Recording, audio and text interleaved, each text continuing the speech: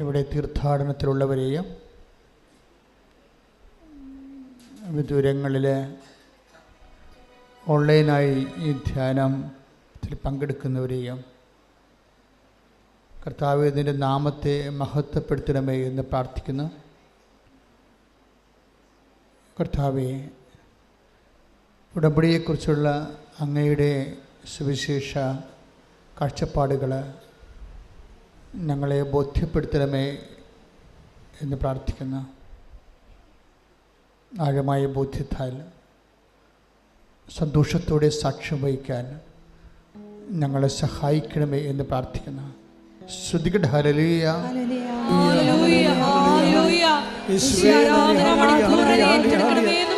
പ്രിയപ്പെട്ടവരെ, നമ്മൾ സാധാരണ ബൈബിൾ ധ്യാനം പോലെ അല്ല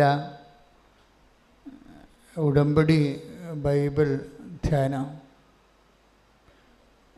ഉടമ്പടിയിൽ നമ്മൾ അന്വേഷിക്കുന്നത് ഇതിൻ്റെ സാങ്കേതിക വിദ്യകളാണ്. ഇഫക്റ്റ് മാത്രമല്ല, ഇതിൻ്റെ കോസ് എന്താണെന്ന് നമ്മൾ നോക്കും.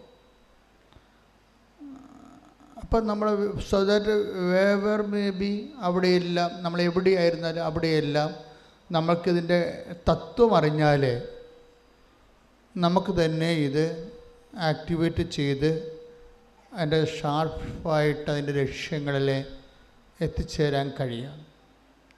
അതുകൊണ്ട് തന്നെ വളരെ സ്റ്റുഡിയസായിട്ട് നമുക്കറിയാം, നമ്മുടെ ഒരു ദൈവാനുഗ്രഹം എന്ന് പറയണത് ഉടമ്പടി ചെയ്തിരിക്കുന്ന ലക്ഷക്കണക്കിന് മനുഷ്യരുണ്ട്. അതിൽ പകുതിയിലേറെയും അഭ്യസ്തവിദ്യരാണ്. കാര്യം എബവ് ഡിഗ്രി ലെവലുള്ള ആൾക്കാരാണ്.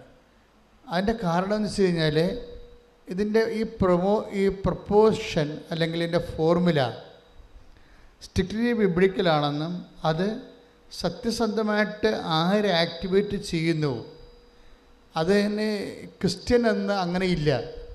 ആർക്കാണിത് ആക്ടിവേറ്റ് ചെയ്യാനുള്ള എബിലിറ്റി ഉള്ളത് അവർക്കെല്ലാം ഇതിൽ നിന്ന് നല്ല ശരിക്കും ഗെയിൻ ചെയ്യാൻ പറ്റും. സാക്ഷ്യം നിങ്ങൾ കേട്ടാൽ മനസ്സിലാകും ആരാണ്.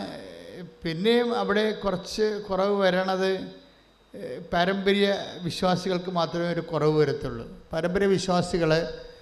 പാരമ്പര്യ ക്രിസ്ത്യ വിശ്വാസികൾ ഉടമ്പടിയിലേക്ക് വരുമ്പോൾ നിങ്ങളുടെ ഇന്ന് വരെയുള്ള വിശ്വാസധാരണകളെ ബേസ്മെൻ്റാക്കിക്കൊണ്ട് അപ്ഡേഷന് വേണ്ടിയുള്ള ഒരു മനസ്സുരുക്കം ഉണ്ടാകണം. അല്ലാതെ പലപ്പോഴും എന്താ ചെയ്യണമെന്ന് വെച്ച് കഴിഞ്ഞാൽ പാട്ടറിയാൻ പാടില്ലാത്തൊരു ശാസ്ത്രീയ ഗീതം പാടിയിട്ട് നാടൻ പാട്ട് പോലെ ആക്കണ പോലെയാണ് ആൾക്കാർ ഉടമ്പടി ചെയ്ത് കുളമാക്കണത്. പാട്ട് അറിയാൻ സംഗീതം അറിയാൻ പാടില്ല, പക്ഷേ ശാസ്ത്രീയ സംഗീതം കേട്ടിട്ട് അവർ പാടുമ്പോൾ അവിടെ നാടൻ പാട്ട് പോലെ ആയിപ്പോകും. സാധാരണ ആൾക്കാർ അതിൻ്റെ സ്വരരാഗ നിശ്ചയമൊന്നും ഇല്ലാതെ പാടത്തില്ലേ, അത് പറ്റിക്കും. ഇതുപോലെ തന്നെ ഉടമ്പടി എടുത്തിട്ട് അത് നൊവേനയാക്കി കളയണ ആൾക്കാരുണ്ട്.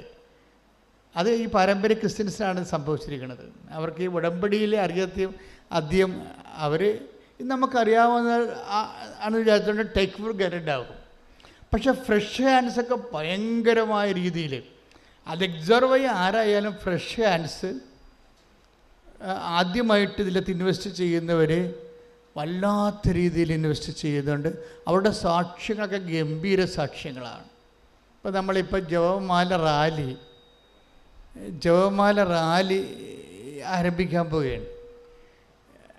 റാലി എല്ലാവരും എല്ലാ പള്ളികളിലും ജപമാല റാലി ഉണ്ടല്ലോ. പിന്നെ എന്തിനാണ് കൃപാസനത്തിൽ എൻ്റെ പ്രത്യേകത എന്താണ്?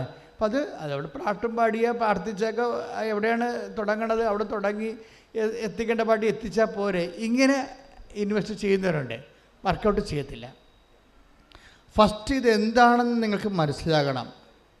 കാര്യം ജപമാല rally what is it?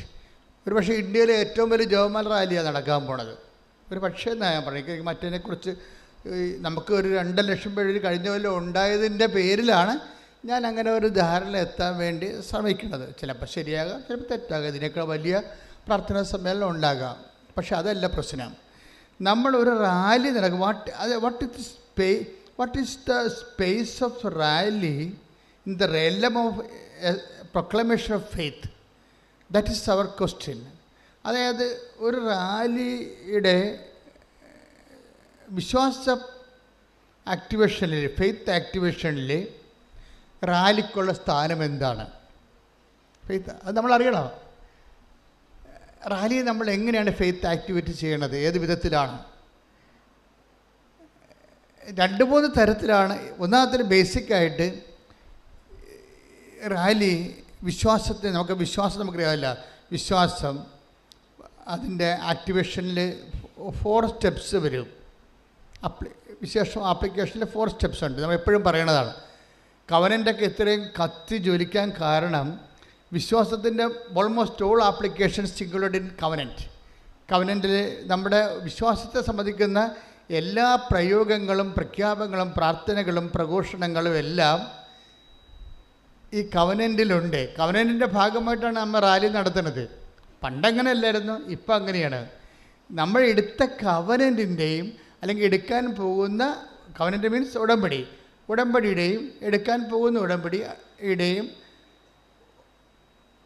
Application പ്രയോഗത്തിൻ്റെ ഒരു രീതിയാണ് റാലി എന്ന് പറയുന്നത്. റാലിയിൽ എന്താ സംഭവിക്കുന്നത്? അതൊരു പ്രഖ്യാപനമാണ്. വിശ്വാസം പ്രാർത്ഥനയാക്കാം ദൈവത്തിൻ്റെ സന്നിധിയിൽ, വിശ്വാസം പ്രഖ്യാപനമാക്കാം. അതെവിടെയാണ്? അവിടെ മനുഷ്യരാണ് ഉള്ളത്. മനസ്സിലായ? വിശ്വാസം പ്രാർത്ഥനയാക്കാം. അതാരെയാണ് ടാർഗറ്റ് ചെയ്യണത്? ദൈവത്തെ അല്ലേ? വിശ്വാസം പ്രഖ്യാപനമാക്കാം. ആരെയാണ് ടാർഗറ്റ് ചെയ്യണത്? Society, entire community. എന്തുകൊണ്ടാണ് അങ്ങനെ പറയണത്? മനുഷ്യരുടെ മുമ്പിൽ take the word of God 10:32. Okay. മനുഷ്യരുടെ മുമ്പിൽ എന്നെ ഏറ്റുപറയുന്നവനെ, പറഞ്ഞേ, മനുഷ്യരുടെ മുമ്പിൽ എന്നെ ഏറ്റുപറയുന്നവനെ എന്റെ സ്വർഗസ്ഥനായ പിതാവിന്റെ മുമ്പിൽ ഞാനും ഏറ്റുപറയും. അപ്പൊ ഈ മനുഷ്യരാണ് അവിടുത്തെ ടാർഗറ്റ് ചെയ്യണത്. പ്രാർത്ഥനയിൽ ദൈവത്തെയാണ് നമ്മൾ ടാർഗറ്റ് ചെയ്യണത്. പ്രഖ്യാപനത്തിൽ മനുഷ്യരെയാണ് ടാർഗറ്റ് ചെയ്യണത്. എന്താ കാര്യം? മനുഷ്യരുടെ മുമ്പിൽ നമ്മുടെ വിശ്വാസം ഏറ്റുപറയാനുള്ളതാണ്. ഇവിടെ ഈ കവനൻ്റിൽ വരണത് പല തരത്തിലും നമ്മൾ മനുഷ്യരുടെ മുമ്പിൽ വിശ്വാസം ഏറ്റുപറയും. ഇപ്പം നിങ്ങൾ വിശ്വാസത്തിൻ്റെ മറ്റൊരു സംഭവമാണ് കൈമാറ്റം, പ്രഘോഷണം. നമുക്ക് ഈ പ്രഘോഷണം ആരോടാണ് ടാർഗറ്റ് ചെയ്യണത്? അത് ഇൻഡിവിജ്വലും വരും, സൊസൈറ്റിയും വരും. ഇപ്പോൾ പ്രാർത്ഥനയുടെ ആപ്ലിക്കേഷൻസ് പ്രയോഗരീതി ഒന്ന്, വിശ്വാസത്തിൻ്റെ ആപ്ലിക്കേഷൻസ് ഒന്ന് പ്രാർത്ഥന. അതാരോടാണ്? ദൈവത്തോട്. പിന്നെ എന്താണ്? പ്രഖ്യാപനം ആരോടാണ്? ആ ഹോൾ കമ്മ്യൂണിറ്റിയോടാണ്. പിന്നെ അതിൻ്റെ അകത്ത് വരുന്നതാണ് പ്രഘോഷണം ആരോടാണ്? ദൈവത്തോടല്ല. അത് ആരെയും ടാർഗറ്റ് ചെയ്യണത്? മനുഷ്യനെയാണ്. അത് ഇൻഡിവിജ്വലും ആകാം, ഒരു വ്യക്തിയുടെ മുമ്പിലും ആകാം. ഇപ്പോൾ നിങ്ങൾ കൃപാസനം പത്രം കൊണ്ടേ കൊടുക്കുകയല്ലേ നിങ്ങളെ? അത് പ്രഘോഷണമാണ്. അത് സൊസൈറ്റിയിൽ കൊടുക്കണം നിർബന്ധമില്ല. ഒരു വ്യക്തിയെ കണ്ട് ആ വ്യക്തിക്ക് കൊടുക്കണം. ഇപ്പോൾ ഒരു ഡോക്ടർ സാക്ഷ്യം പറഞ്ഞില്ലേ, ഞാൻ ഓട്ടോറിക്ഷക്കാർക്കും സ്ഥിരമായിട്ട് ഞാൻ കൃപാസനം പത്രം കൊടുക്കുമായിരുന്നു. അപ്പോൾ അവരെന്നോട് ചോദിച്ചു, നിങ്ങൾ ഇത്രയും പഠിച്ചു നടന്നിട്ട് എന്താ ഇതൊക്കെ ചെയ്യണമെന്ന്. അപ്പോൾ അവർ പറഞ്ഞ് അത് വന്ന് അനുഭവിച്ച് നോക്കണമെന്ന് പറഞ്ഞു. അത്രേ ഉള്ളൂ. പ്രഘോഷണം കഴിഞ്ഞു. തർക്കവുമില്ല, വേറെ ഒന്നുമില്ല. നിങ്ങൾ ഇത്രയും വിദ്യാഭ്യാസം ഉണ്ടായിട്ട് നിങ്ങൾ എന്തിനാണ് ഇതും കൊണ്ട് നടക്കണമെന്ന് ഓട്ടോറിക്ഷക്കാർ അവർ സ്ഥിരമായിട്ട് ആവർത്തിക്കപ്പെട്ടപ്പോൾ ചോദിച്ചു. അപ്പോൾ അവരോട് മറുപടി കൊടുക്കുന്നത് എന്താണ്? നിങ്ങളത് വന്ന് അനുഭവിച്ച് നോക്കുക. ക്ലിയർ. അത് ഈശോ ആദ്യകാലം തൊട്ട് പറയണതാണ്. ദൈവത്തിൻ്റെ വചനത്തിന് കം ആൻഡ് സീ, അത്രേ ഉള്ളൂ. ദൈവികമായ കാര്യങ്ങളെല്ലാം കർത്താവ് ഒറ്റ വാക്കിലാണ് ഉദ്ദേശിക്കുന്നത്. Take the word of God. യേശുവേ നന്ദി, ഹല്ലേലൂയ ഹല്ലേലൂയ ഹല്ലേലൂയ. യേശുവേ സ്തുതി, ഹല്ലേലൂയ ഹല്ലേലൂയ ഹല്ലേലൂയ. യോഹന്നാൻ 1:39. യോഹന്നാൻ 1:39 അവൻ പറഞ്ഞു വന്നു കാണുക. അവർ ചെന്ന് അവൻ വസിക്കുന്നിടം കാണുകയും അന്ന് അവനോടുകൂടെ താമസിക്കുകയും ചെയ്തു. ഇത് ഈ വിഷയം എന്ന് പറയുന്നത് ദൈവാനുഭവത്തിൻ്റെ പടികളിൽ പ്രധാനപ്പെട്ടതാണ്. എന്താണ്?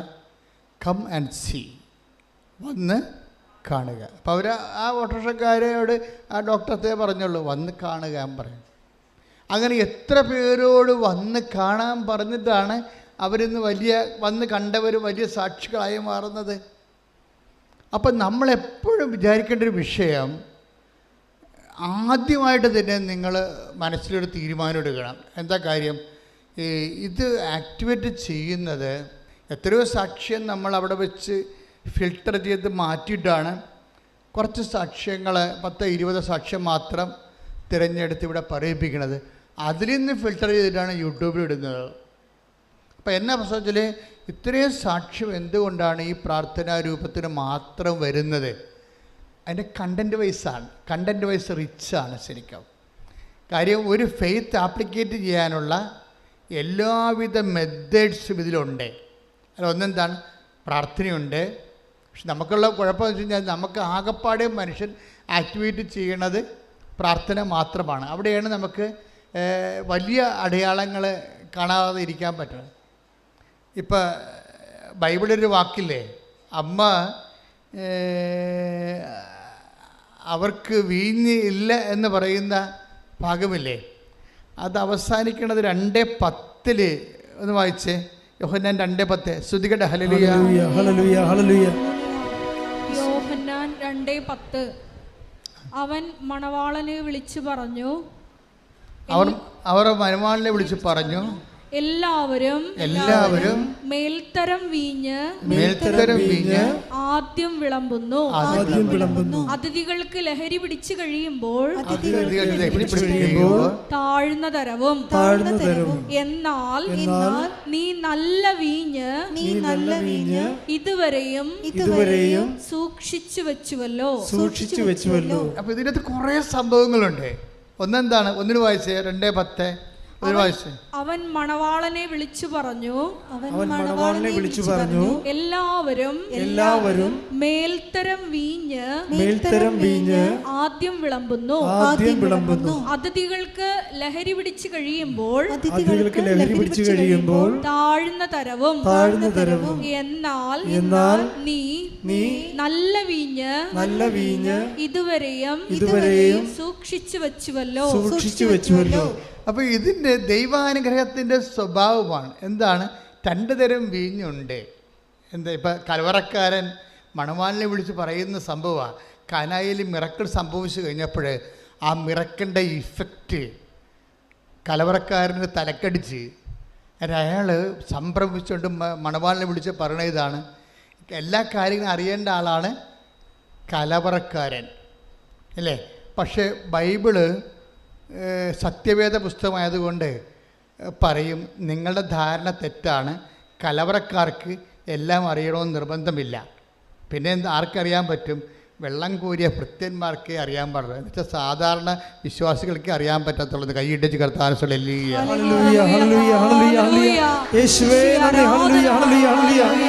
ദൈവാനുഭവത്തിൻ്റെ ഒരു സ്വഭാവം അതാണ്. അതായത് കലവറക്കാർക്കും അല്ലെങ്കിൽ ദിവ്യരഹസ്യങ്ങളുടെ സൂക്ഷിപ്പുകാർക്കും അറിയുന്നതിനേക്കാൾ കൂടുതൽ കാര്യങ്ങൾ ചില സാഹചര്യത്തിൽ സാധാരണ വിശ്വാസികൾക്ക് അറിയാൻ പറ്റും. അതാണ് വിഷയം. അത് വലിയ വിഷയമാണ്. ചില സമയത്ത് സഭയുടെ സത്യങ്ങളെല്ലാം കലവറക്കാരുടെ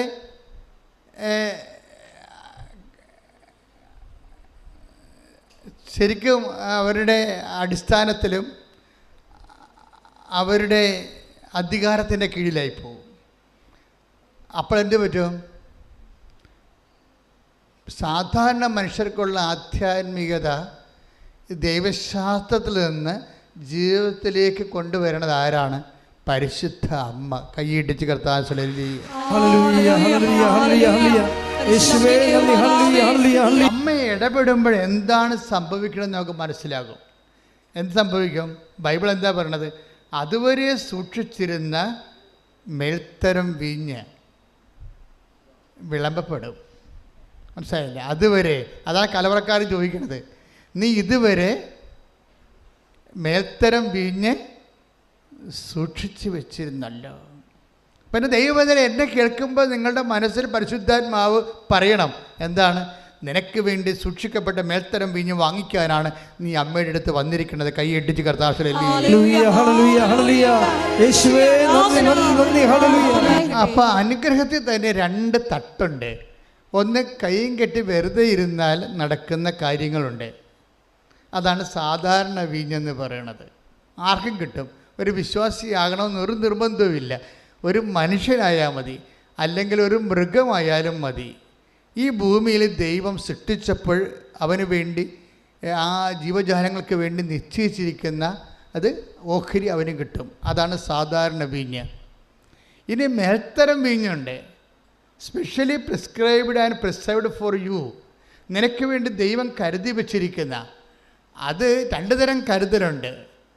നമുക്ക് വേണ്ടി ദൈവം കരുതി വച്ചിരിക്കുന്ന മഹത്വത്തിൻ്റെ take the word of God Ephesians. ശ്രുതികട ഹല്ലേലൂയ. ഞാനല്ലയോ കരയുന്നതെന്തിനു നീ? കരുതുന്നവൻ ഞാനല്ലയോ കരയുന്നതെന്തിനു നീ? എഫേസോസ് 1:18. എഫേസ്യസ് 1:18 ഒന്ന് പറഞ്ഞേ. എഫേസ്യസ് 1:18. ഏത് തരത്തിലുള്ള പ്രത്യാശയിലേക്കാണ് അവിടുന്ന് നിങ്ങളെ വിളിച്ചിരിക്കുന്നതെന്ന് അറിയാനും വിശുദ്ധർക്ക് അവകാശമായി അവിടുന്ന് വാഗ്ദാനം ചെയ്തിരിക്കുന്ന മഹത്വത്തിന്റെ സമൃദ്ധി മനസ്സിലാക്കാനും നിങ്ങളുടെ ആന്തരിക നേത്രങ്ങളെ അവിടുന്ന് പ്രകാശിപ്പിക്കട്ടെ. സാധാരണ നേത്രങ്ങളിൽ നിന്ന് ദൃശ്യമാകുന്ന സ്വാഭാവിക അനുഗ്രഹം താഴ്ന്ന തരം വീഞ്ഞായിട്ട് ബൈബിൾ അവതരിപ്പിക്കും. ഇനി നമ്മുടെ ആന്തരിക നേത്രങ്ങളെ തുറക്കുന്ന ഉടമ്പടിയും ആന്തരിക നേത്രങ്ങളെ തുറവിയും തമ്മിൽ ഒത്തിരി ബന്ധമുണ്ട്. ഉടമ്പടി അതിൻ്റെ കറക്റ്റ് ഫോർമുല ആക്ടിവേറ്റ് ചെയ്താൽ ആന്തരിക നേത്രങ്ങൾ തുറക്കും. അപ്പോൾ ദൈവം തൻ്റെ പ്രിയപ്പെട്ടവർക്കായി കരുതി വച്ചിരിക്കുന്ന വാഗ്ദാനം ചെയ്തിരിക്കുന്നവ നമുക്ക് കാണാൻ പറ്റും. അതായത് ദൈവം തൻ്റെ പ്രിയപ്പെട്ടവർക്കായി അതിൻ്റെ അകത്ത് നിത്യതയെ ഒളിപ്പിച്ചു വെച്ചിട്ടുണ്ട്. അല്ലാതെ തന്നെ നിങ്ങൾ ഉടമ്പടി വൃത്തിയായിട്ട് ചെയ്തിട്ടുണ്ടെങ്കിൽ ദൈവം നിങ്ങൾക്ക് തരാൻ പോകുന്ന ഒന്നിന് വായിച്ചാ വചനം. എഫേസ്യസ് 1:18. ശ്രുതികടെ കേട്ട് സാധിച്ചു കേൾക്കുക. എഫേസോസ് 1:18. ഏത് തരത്തിലുള്ള പ്രത്യാശയിലേക്കാണ് അവിടുന്ന് നിങ്ങളെ വിളിച്ചിരിക്കുന്നതെന്നറിയാനും വിശുദ്ധർക്ക് അവകാശമായി അവിടുന്ന് വാഗ്ദാനം ചെയ്തിരിക്കുന്ന മഹത്വത്തിന്റെ സമൃദ്ധി മനസ്സിലാക്കാനും നിങ്ങളുടെ ആന്തരിക നേത്രങ്ങളെ അവിടുന്ന് പ്രകാശിപ്പിക്കട്ടെ. അപ്പോൾ ഈ വിശുദ്ധർക്ക് അവിടുന്ന് ഒരുക്കി വച്ചിരിക്കുന്ന വാഗ്ദാനങ്ങളിലേക്കുള്ള പ്രത്യാശ നമുക്ക് മുൻകൂട്ടി അറിയാൻ പറ്റും.